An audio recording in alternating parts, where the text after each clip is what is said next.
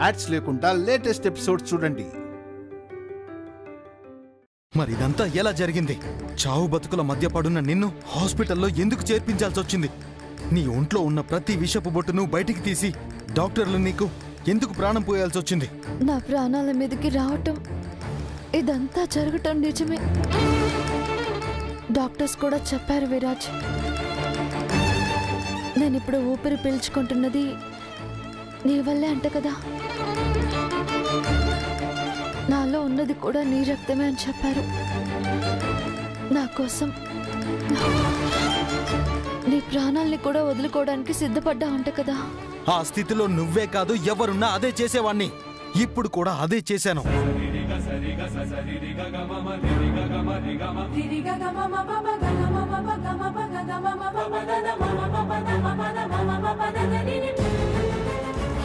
కానీ నువ్వు చేసింది ఏంటి అనేదే నా ప్రశ్న.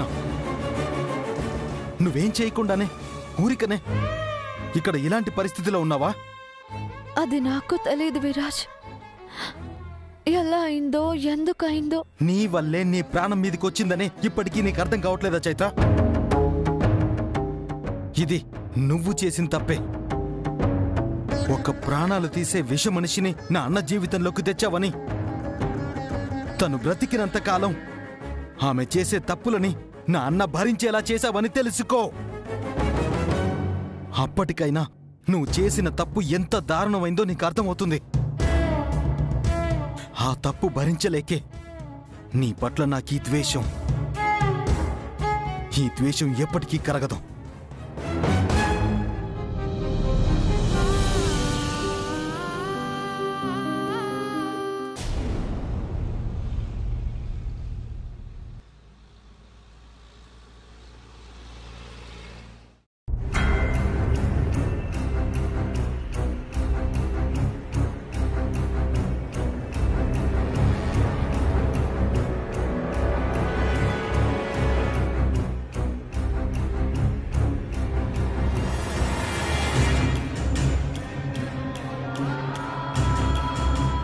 మామ్,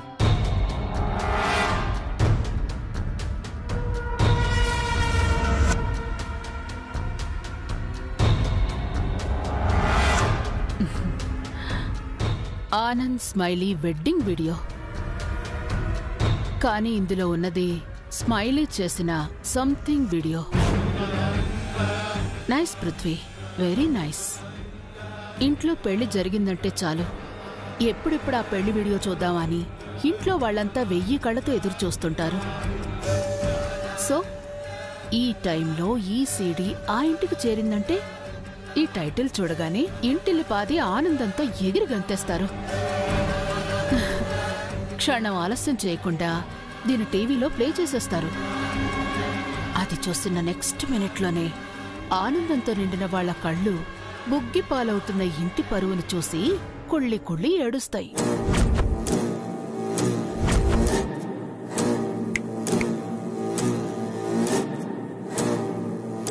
మేడం, దీన్ని నేను ఇందాక చెప్పిన అడ్రస్లో ఇచ్చేసిరా. Okay madam. ఒక్క నిమిషం. అది చైత్ర చేతికి అందాలి, అర్థమైందా? అలాగే మేడం. అమ్మా, దేని మూలంగా ఆ ఇంట్లో ఉన్న స్మైలీ ఇబ్బంది పడాల్సి వస్తుందేమో. మన స్మైలీనే కదా పృథ్వీ, పర్వాలేదులే. తనేమైనా ఆ ఇంటి కోడలవ్వాలని అక్కడ అడుగు పెట్టిందా? అన్నిటికీ సిద్ధపడింది కాబట్టే అడుగు పెట్టింది. అయినా స్మైలీని పంపించిన మన ఇంటెన్షన్ ఏంటి పృథ్వీ? తను వెళ్ళి ఆ ఇంటి పరువుని తీసేయాలి అంటే ఇబ్బందుల్ని కూడా ఈజీగా తీసుకోవాలి. స్మైలీ గురించి నువ్వేం దిగులు పడకు. ఆ వీడియోని చూసి స్మైలీ నా ఇంటి నుంచి బయటికి గెంటేస్తారనుకున్నావా? గెంటేలేరు. అలా చేస్తే ఇంటి పరువు మరింత పోతుందని భయపడి ఆగిపోతారు. అంతేకాదు, ఆ బాధను భరించలేక గుండెలు పగిలేలా ఏడుస్తారు. నెక్స్ట్ అక్కడ స్మైలీ ఏం చేయాలో, స్మైలీతో ఏం చేయించాలో అన్నీ మనం అనుకున్నట్టే జరుగుతాయి. Don't worry Prithvi. నెక్స్ట్ ఏంటి మామ్? ఆ సీతారత్నాన్ని మానసికంగా చిత్రవధ చెయ్యాలి. అందుకే మహీని మన మనిషిగా చేసుకోవటానికి మన దగ్గరికి రప్పించబోతున్నాను. రావటం అంటే అది వర్కౌట్ అవుతుందా? అవుతుంది పృథ్వీ.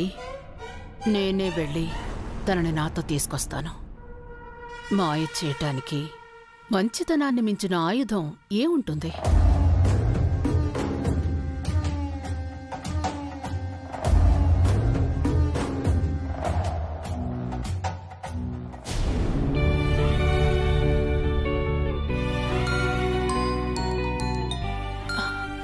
మహాలక్ష్మి, మహాలక్ష్మి! ఏంటమ్మా? చైత్ర మళ్ళీ ఫోన్ చేస్తానంది కదమ్మా. నువ్వు మాట్లాడుతూ ఉండు, నేను ఈ పని చూసుకుని వస్తాను. అలాగేనమ్మా.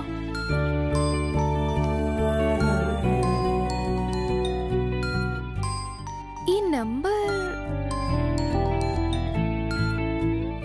హలో హలో మహాలక్ష్మి, నేనేనమ్మా, నాగవల్లి ఆంటీని. ఆంటీ మీరా? ఎలా ఉన్నారు? చాలా బాగున్నానమ్మా. అలాగే నువ్వు కూడా బాగుండాలని ఆశిస్తూ ఇప్పుడు నీకు కాల్ చేశాను. ఆంటీ? అవును మహాలక్ష్మి, నిన్ను నీ పరిస్థితిని కళ్ళారా చూశాను కదా. ఆ క్షణం నుంచి మనసులో లేదు. ఎందుకో తెలీదమ్మా, నీకోసం ఏదైనా చెయ్యాలి అనిపించింది. నీకేదైనా ఒక మంచి జాబ్ ఇప్పించేంతవరకు నాకు మనశ్శాంతి ఉండదేమో అనిపించేసింది. అందుకే తెలిసిన చోట నీ గురించి జాబ్ ట్రై చేశాను. గాడ్ ఈజ్ గ్రేట్ అమ్మా. వాళ్ళు నిన్ను ఇంటర్వ్యూకి అటెండ్ కమ్మన్నారు. ఓ, నిజంగానా ఆంటీ? అవునమ్మా, నేనే స్వయంగా వచ్చి పిక్ చేసుకుని ఇంటర్వ్యూకి తీసుకెళ్తాను. నేను రెడీగా ఉండమని చెప్పడానికి నేను నీకు ఫోన్ చేశాను. Thank you so much aunty. అయినా మీరు ఇంత శ్రమ తీసుకుని మీరు ఇక్కడి వరకు రావడం ఎందుకు ఆంటీ? అపాయింట్మెంట్ టైం చెప్తే ఆ అడ్రస్కి నేనే వెళ్తాను. పర్వాలేదమ్మా, ఇది నా రెస్పాన్సిబిలిటీ అనుకో. నిన్ను జాగ్రత్తగా నేనే తీసుకెళ్లి తీసుకొద్దామని. నువ్వు బయటికి వెళ్తే మీ అమ్మగారు కంగారు పడకుండా చూడాల్సిన బాధ్యత నాదే కదా. సరే, నువ్వు రెడీగా ఉండు, కాసేపట్లో వచ్చేస్తాను. నేను రెడీగానే ఉంటాను ఆంటీ. ఎవరమ్మా? అక్కేనా? లేదమ్మా. మరెవరు మహాలక్ష్మి? అదేనమ్మా, నాగవల్లి ఆంటీ.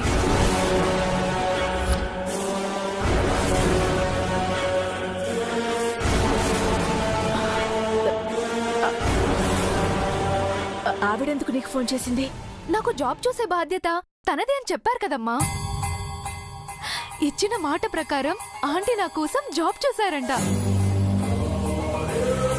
అంతేకాదమ్మా, నన్ను ఇంటర్వ్యూకి తీసుకెళ్లడానికి తనే స్వయంగా వస్తున్నారంట. అది చెప్పడానికి ఆంటీ ఫోన్ చేశారు. రియల్లీ ఆంటీ చాలా గ్రేట్ కదమ్మా. ఒక్క మాటను కూడా అంత రెస్పాన్సిబిలిటీగా ఫీల్ అవ్వడం మామూలు విషయమే కాదు. ఒక మంచి జాబ్ ఆఫర్ ఉంది, చేస్తావా? నా పడగ నీడ నుంచి నీ కూతుర్ని తప్పించగలవా? ఈ నాగబంధంలో ఇరుక్కున్న నీ కూతుళ్ళ బ్రతుకులను చూస్తూ చస్తుండడం తప్ప. అమ్మా మహాలక్ష్మి, పదే పదే అంటున్నానని మరోలా అనుకోవద్దమ్మా. ఇప్పుడు ఈ పరిస్థితుల్లో ఇదంతా అవసరమా చెప్పు?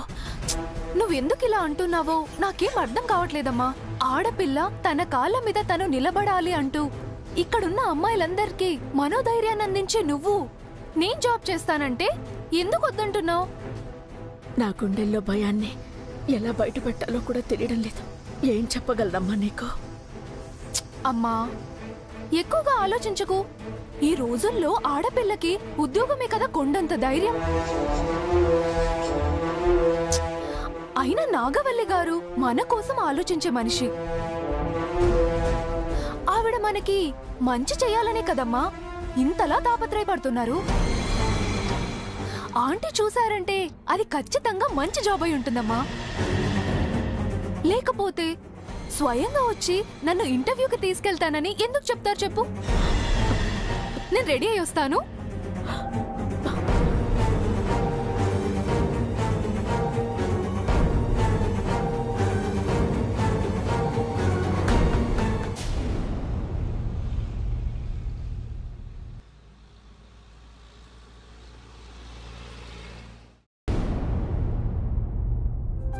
పల్లీలు, కాజు, బాదాం, యాలుకలు.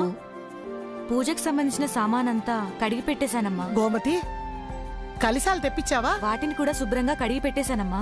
వాడినవి కావు లక్ష్మి. ఈ ఇంట్లో సత్యనారాయణ స్వామి వ్రతము అంటే ఒక్కసారి వాడిన కలిసాలని మళ్ళీ వాడకూడదు.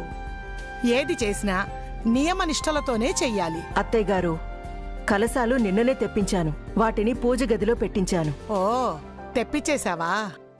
సరే లక్ష్మి, నువ్వెళ్ళి నీ పని చూసుకో. సరే అమ్మా. బామ్మగారు, టీ తీసుకోండి. అత్తయ్య, ఏంటి కొత్త కోడలా, వ్రతం కూడా అవ్వలేదు, అప్పుడే ఇంటి పనుల్లో మునిగిపోయావా? కొత్త కోడలైతే ఏంటి పిన్ని, నేను ఈ ఇంటి కోడల్ని. ఈ పనులన్నీ నావే కదా. మన ఇంట్లో మన వాళ్ళకి మన చేత్తో ఏదైనా చేసి పెడితే ఎంతో తృప్తిగా ఉంటుంది. చూసావా అమ్మా, నీ కోడల్లాగే నీ మనవరాలు కూడా ఎంత చక్కగా ఆలోచిస్తుందో. అయినా ఈ ఇంటి కోడలు అవ్వాలంటే అది ఎంతో పెద్ద బాధ్యత. ఇక ఆ బాధ్యత మోసే అర్హత గల సూపర్ కోడలంటే మన స్మైలీనే. తాళాలు ఇచ్చేయచ్చు, అందులో ఎలాంటి సందేహం లేదు. ఏంటి ఇదంతా టీకే? ఇంట్లో ఇంతమంది పని మనుషులున్నారు ఇవన్నీ చేయడానికి, ఈ మాత్రానికే కోడలా? కోడలంటే టీ కాఫీలు తేవడానికి కాదు హంస, ఇంటికి గౌరవాన్ని తేవాలి.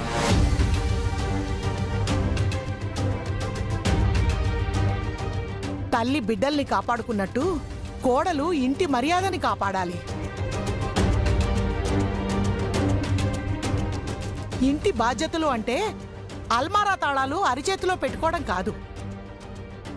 ఇంట్లో అందరి బాగోగుల్ని అమ్మలా గుండెకు తీసుకోవాలి.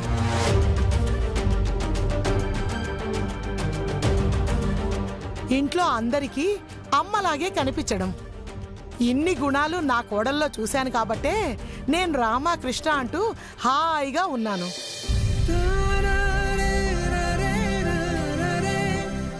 నాలాగే నా కోడలు కూడా తన కోడల్లో ఈ గుణాలన్నీ చూడాలి. అత్తయ్య గారు, నాకులాగే నా కోడలు కూడా అలాగే చూసుకుంటుందిలేండి.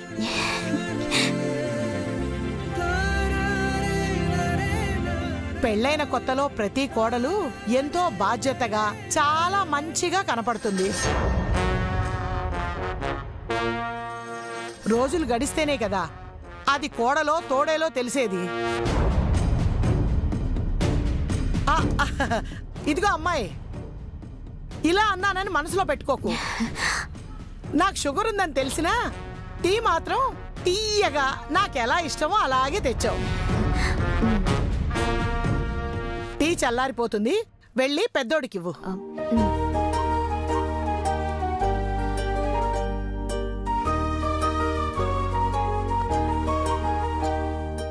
టీ తీసుకోండి. నేను కూడా ఆశపడుతున్నాను స్మైలీ, నువ్వు కూడా ఒక బాధ్యత గల కోడలిగా ఈ ఇంటిని కాపాడుకుంటావని, గౌరవాన్ని పెంచుతావని. అది నా నమ్మకం కూడా. తప్పకుండానండి. గడపలో కాలు పెట్టినప్పుడే ఈ ఇంటి బాధ్యతని నా గుండెల్లోకి తీసుకున్నాను. థ్యాంక్ యూ స్మైలీ, నాకు ఈ మాట చాలు. I'm very happy. కానీ ఒక్క మాట స్మైలీ, ఈ ఇంటి పెద్ద కొడుకుగా నాకు, పెద్ద కోడలిగా నీకు ఓ విషయంలో పెద్ద బాధ్యత కూడా ఉంది.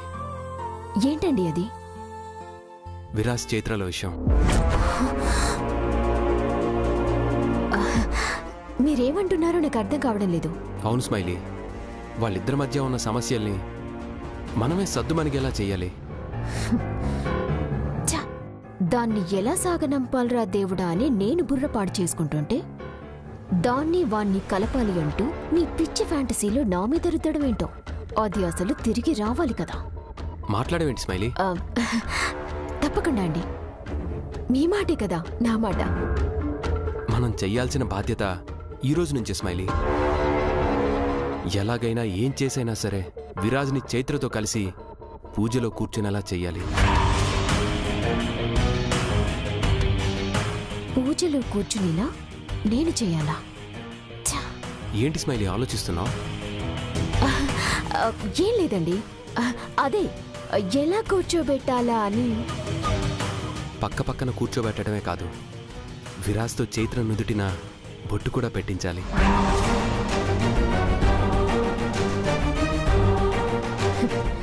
ఇది మాత్రం పక్కా.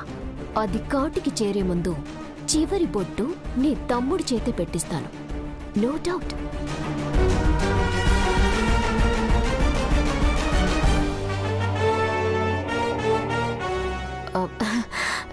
మీరు టీ తాగుతూ ఉండండి, నేను ఇప్పుడే వస్తాను.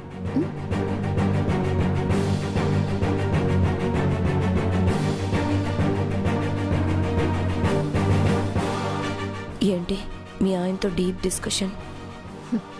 డిస్కషన్ ఏం లేదు, అంతా డిస్టర్బెన్స్. విరాజ్ చైత్రలని పక్క పక్కన పూజలో కూర్చోబెట్టాలంట. పూజలోనా? బ్రతికొస్తే అలాగే కూర్చోపెడతానని చెప్పలేకపోయావా?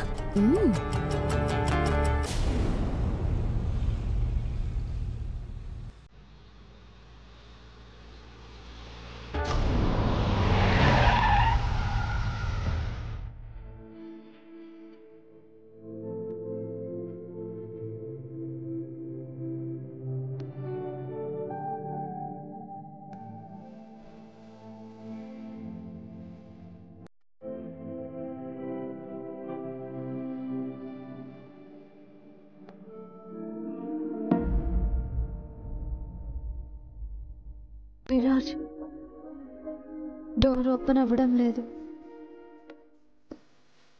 నువ్వు ఇంట్లోకి రావడం దానికి ఇష్టం లేదనుకుంటా.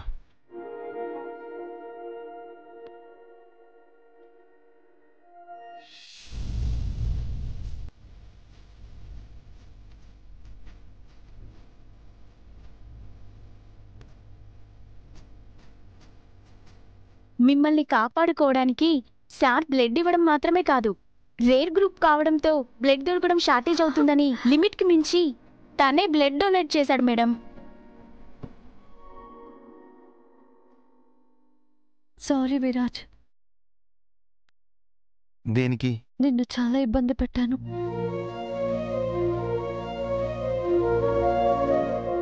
థ్యాంక్స్ కూడా.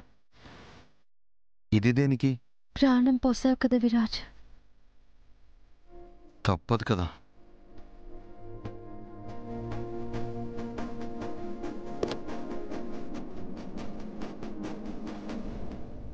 థ్యాంక్స్. మళ్ళీ ఇది దేనికి?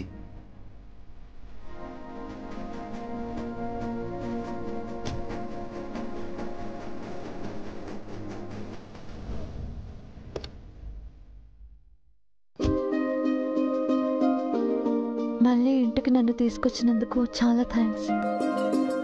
ఈ థ్యాంక్స్ లోపల చెప్పుంటే నీ కారులో మళ్ళీ తీసుకువెళ్ళి నన్ను ఎక్కడో వదిలేసి వస్తావని చెప్పలేదు.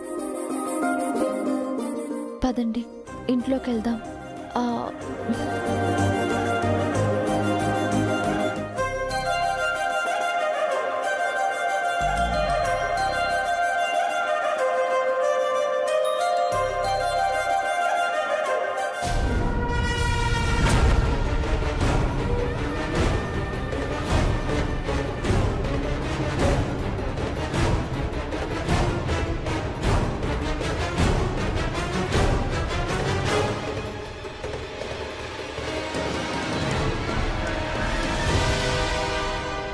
విరాజ్, ఏంటి విరాజ్, ఎక్కడికో బయటికి వెళ్ళినట్టున్నారు? ఏరా చిన్నోడా, మొగుడు పెళ్ళాలు ఇద్దరు కలిసి బయటికి వెళ్ళొస్తున్నారా?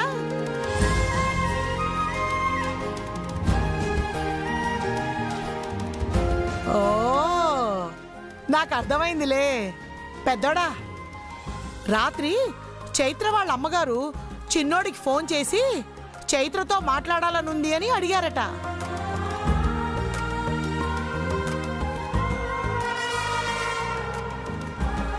తాతగారు లాగే చిన్నోడికి కూడా బాధ్యత ఎక్కువ కదరా.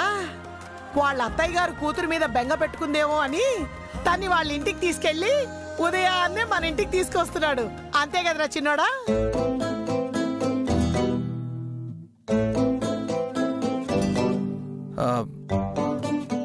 అవును బామ్మ, అంతే.